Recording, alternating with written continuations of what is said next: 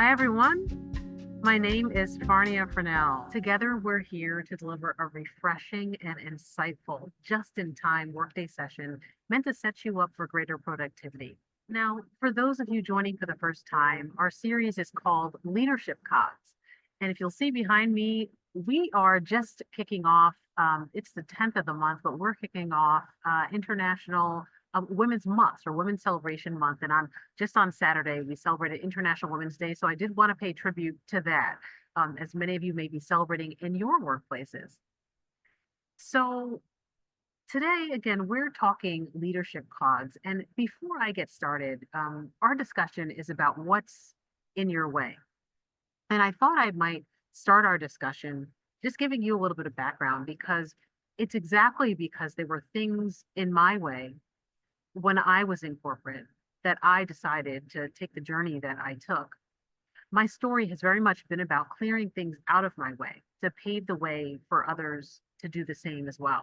So, for those of you who don't know me, as after years as a Fortune 100 senior global leader in financial services and in consulting, I realized there was a gap in my understanding.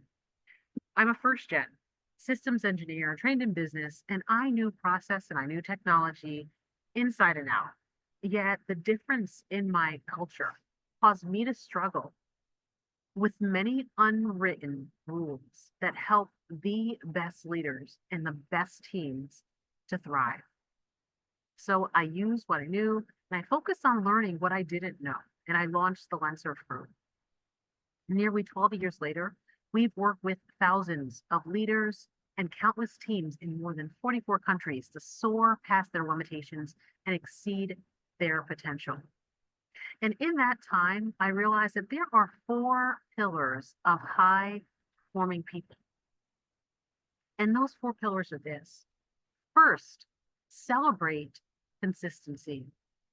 That C stands for celebrate consistency. The O is for taking ownership, not only of your being, but also of your actions. The G, the G is for growing out of the glue or growing outside of those times that you might feel stuck. And the S is the stamina to stretch into what's next in spite of whatever discomfort you might be experiencing. And today our focus is on the glue and the O for ownership. So what's in your way? And when I ask the question, I know it feels like a loose question, but I first want to explore what personal obstacles might be in your path. I've been a coach for more than 12 years. And in that time, what has been really, really interesting is that I've had lots of experiences to work with lots of different people. One time I sat on a panel with a colleague, and in between us was the CFO of a publicly traded company. And before the event, they primed us with the questions that they might ask each of us in advance. And I felt ready, and I was really excited about that opportunity. Well, no sooner had we started the panel and they started asking us our questions, and the colleague that actually I spoke to ahead of time, we were talking about how we would respond to the questions. The colleague actually used my answer for her response. And there was a piece of me because she spoke before me that was caught off guard. And I felt like a deer in headlights for a moment. I knew what I wanted to say. I knew how I wanted to express myself. And in that moment, I felt as if someone had taken my energy, had taken my rehearsal and had just squashed it because I was like, well, now I have to think of what I'm going to say next. It felt terrible. It felt terrible. I was able to recover and I was able to carry because I had other things to say as well. Yet I knew that in that moment, I was hijacked. I was hijacked by something that I didn't expect. And it took me a minute to recover from that hijack. Luckily enough, they were asking questions in sequence and I was able to recover. But has that ever happened to you where you've been in a situation that you've been hijacked? Something happened that you did not expect. Someone came into your space that you didn't expect. If you look at the global landscape, there are many things happening in the global landscape that we're not expecting to happen. Shirzad Chamine, he's a brilliant author and CEO of Positive Intelligence and a Stanford professor. He talks about the patterns of self-sabotage that plague relationships, that plague wellness, and that cause issues with performance. And he created what he calls the PQ operating system. This operating system talks about how we might all start from a position of judgment, and our judgment yields either a positive feeling or a negative feeling. A positive feeling might be just our discernment. So we all need to judge. We make thousands of decisions each day, from how do you brush your teeth to when you're going to leave the house, and what else. Many other ways that you may have to make judgments, right? And you don't even think about those things. And there are times when we make a judgment and the sentiment behind that judgment is actually one riddled with negative emotion. And those negative emotions are what, in his PQ operating system, he calls saboteurs. These negative challenges cause us to think, believe, or do something that sabotages our outcomes in a severe way. So I'm mentioning this because I just wanted to share with you briefly what some of those patterns of sabotage are. So there are 9 of them. And those patterns of self-sabotage are this. First, avoidance. Avoidance. Have you ever been in a circumstance when you didn't want to do something? It felt terrible, but you knew you had to do it, and you just took your time. You took your time, or you just did everything else, knowing that other things are important too. But that one big thing never got touched. That's a pattern of avoidance that likely over time leads to sabotage. Are you a leader who feels like your team might be a bunch of slackers? Like, they're never stepping up. They're never stepping up. And more directly, are you a parent who might feel like your children do nothing to help you at home? Well, those particular patterns of behavior oftentimes reveal that you might have controlling tendencies, where you're willing to do so much and you say yes first. And as a result of saying yes first, what typically happens is other people are trained not to say yes at all. So they don't step in to where they could step in because they know that you will do it. You will say yes. You will lead. You will perform. You will come up with the idea. And in this controlling position that might be in your way, I don't know it, you may inadvertently disempower others who are around you. So if you are a leader and you're feeling perhaps people around me don't step up, take a moment to look at yourself and evaluate from a position of introspection. Could this be in your way? Next up, I can recall early on in my career when I felt that water cooler talk was such a waste of time. Like, people just, not wasting time, because that's how I call it, like wasting time at the water cooler, just pacing the hallways. There wasn't to be anything to be learned or anything to be achieved in those moments. And, nowadays people struggle with being away from the office, right? They're away from the office. And what organizations are finding is that water cooler talk is exactly what you haven't quite solved for. Because while it may not be something that you write down on your annual report as something that was achieved, what happens in those moments is in fact connection, and there is something happening there. So this was, for me back in the day, a hyper rational and a hyper achiever duo of sabotage, self-sabotage, because everything isn't learned in the actual outcome. Some is what is learned is through the interaction and the relationship.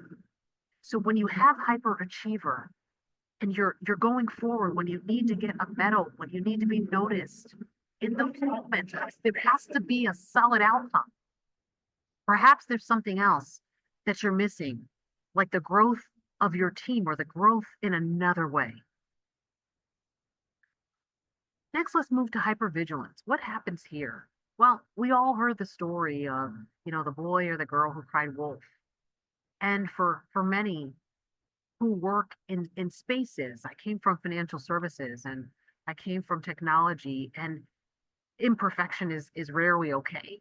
So there's usually a plan B and a plan C in those spaces. But if you find yourself in a space where you're constantly coming up with plan B, C, D, E, and F, perhaps hypervigilance is at play, where you spend more time in the planning for what may go wrong instead of being in the what is. Number 6, restless. So I make this joke quite often and say, well, how many browsers or how many windows do you have open on your computer at any given point in time? While we know that there are lots of different applications, you might have to be jumping from one application to the next. That might be a sign of restlessness when you're somewhere and you might have 3 devices going at the same time, or 2 telephones ringing at the same time, or people talking to you and you focusing on 3 different things, and you may never accomplish anything because all of those things are left unfinished. Number 7, pleasing. So I talk about pleasing because many of us, and I have this International Women's Day banner and behind me, and this is a common conversation with women work, a lot of cultural expectations that don't stop in your workplace. A lot of cultural expectations are about compliance and who's going to do it. Perhaps the woman in the room might. And you don't have to be a woman to be subject to accommodation or accommodating circumstances in a way that might not necessarily accommodate you and the mission or whatever your responsibility happens to be.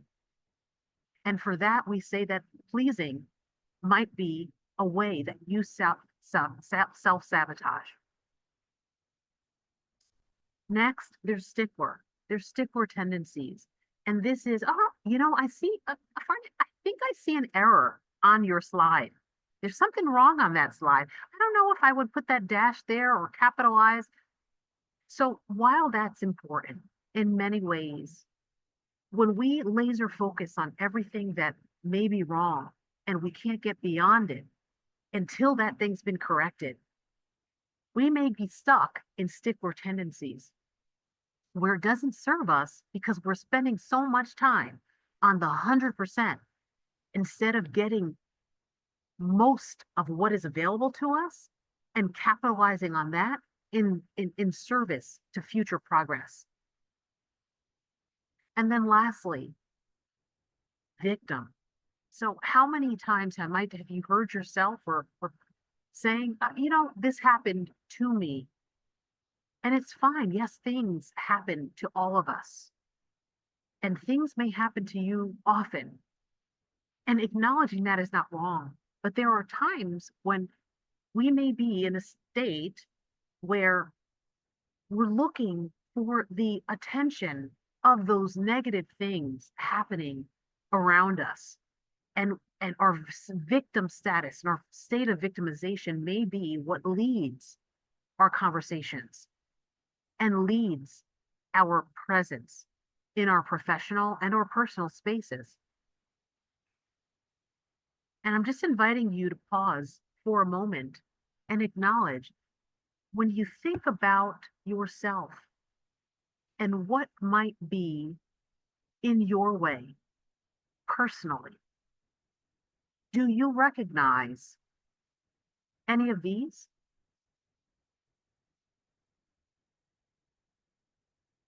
And I invite you to drop in the chat if there's something here that you recognize about yourself, or you may even recognize about people who are around you. Because inadvertently, that when we may have some tendencies that inspire other tendencies in other people. So I invite you to pause and just consider what, if any, might be present for you. But I'd also like to talk about external circumstances because positioning personal challenges or obstacles without acknowledging, again, we're talking about the G or glue, and then growing through the glue to change those personal obstacles into personal opportunities, reflecting on what is so that we can capitalize on what it could be. So if you found yourself thinking, oh, I might have stickler tendencies where I can't move on until I complete whatever this is. If you find yourself thinking those kinds of things, well, what can you do? What opportunities might be present to you should you move on? Just think about that for a moment. And then I'll move on to external obstacles. So everything may not be our own challenge, right? Like it might not be something that you're bringing to the table.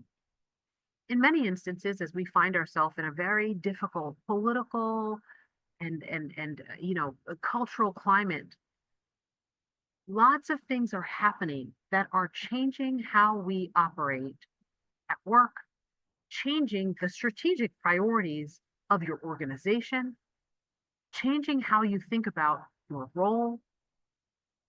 There might be layoffs in your organization. There could be lots of things that are happening as a result of something outside of you. So I'll invite just four different things, not to say that this is a complete list of what might be in your way from an external perspective, but I'm just going to invite four into our conversation today. One, psychological safety. So if we don't physically feel safe in our environment, it's impossible to be at peak performance if we're not physically feeling safe. And if whatever circumstance is adversely affecting your psychological safety, that is valid, that is real, and that is a real obstacle. So in this space, it might be microaggressions. Again, I'm going to talk to International Women's Day and many of the reflections that tend to happen in this month. And microaggressions come up quite often. Microaggressions often tap on psychological safety. When people continue to focus on something or say things that just bite away at us. Like that colleague I spoke about earlier, the colleague who kind of stole my answer and kind of put me out there, exposed me on a stage. And lucky enough, I wasn't caught too deeply in that. But I could say, was that a way at chipping away at my psychological safety in that moment? Number two, misaligned expectations. So sometimes you say something and you assume that everyone heard what you said and how you said it or how you wrote it or how you communicated it in that moment.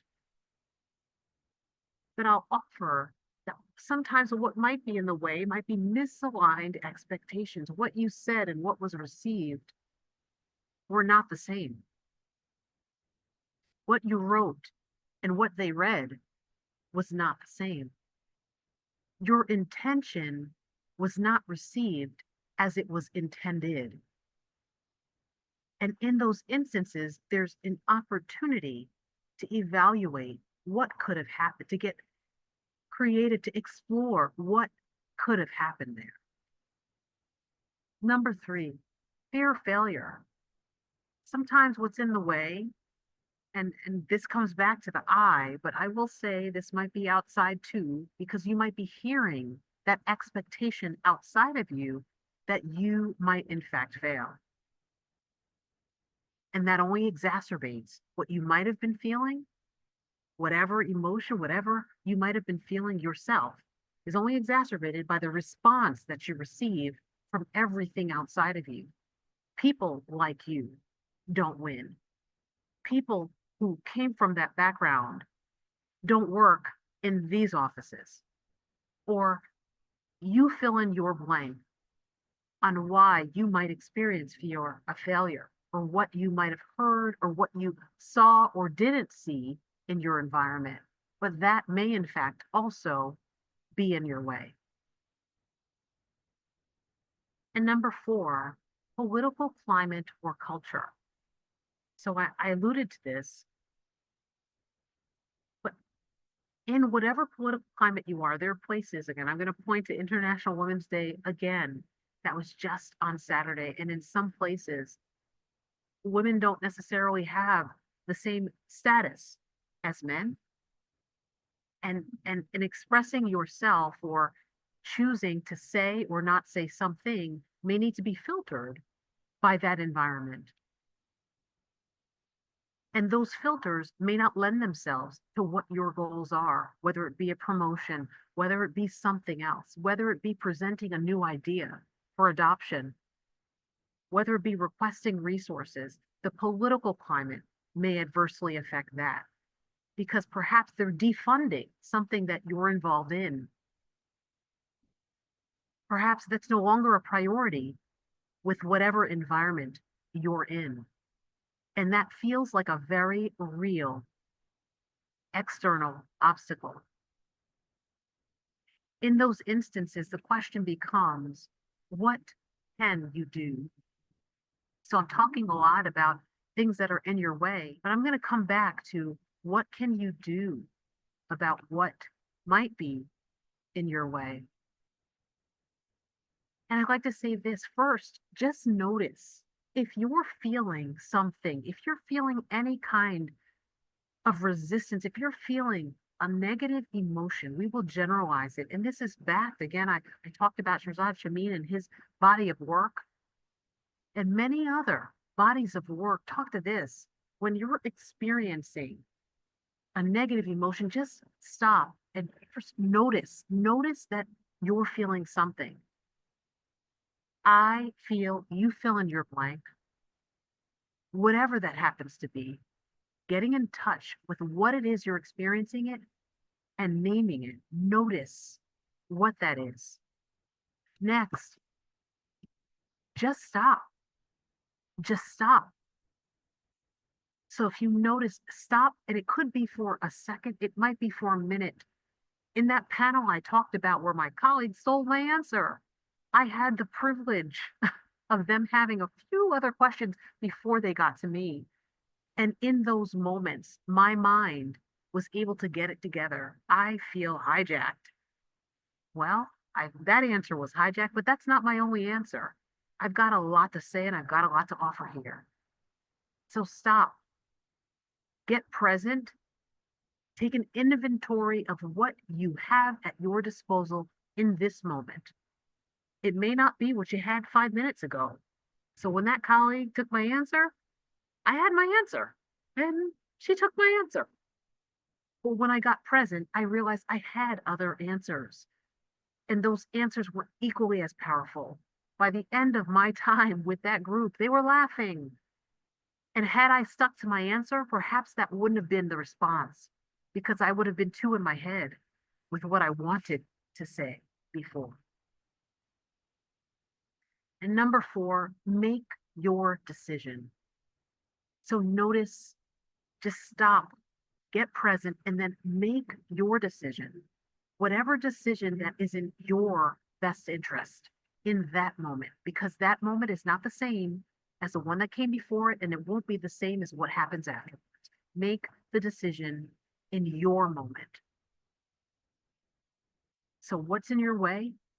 Notice something might be in my way, and it might be fueled by some emotion. Stop, get present, take stock of where you are, who you are, and what you want to be and what you want to do, and then make a decision. So I see we're just about at time, and I want to thank you for for joining us today. I'm going to hang on for just a little bit longer once we stop the recording and take if you have any questions. I'm hosting an event with two of my colleagues on March 21st entitled Nourish, Transform, and Thrive, and I welcome you to attend. If you're able, Nourish, Transform, and Thrive. If you need help accessing resources and recognizing that, we're one body, you have one body, and if something's off with one part of you, that might be in your way too. We didn't talk about health, but I'm talking about health, and my colleagues are talking about health and how all of that ties together on that date. I'll also be back on March 24th for another episode of Leadership COGS, and I welcome you to join again then. In the meantime, don't forget you can catch this and many other sessions on demand anytime through the app. If you have questions, or if you just want to get clear on a few things or want to clear a few things out of your way, feel free to reach out and connect with me. Drop your email in the chat or send a message to team@betterspaces.com.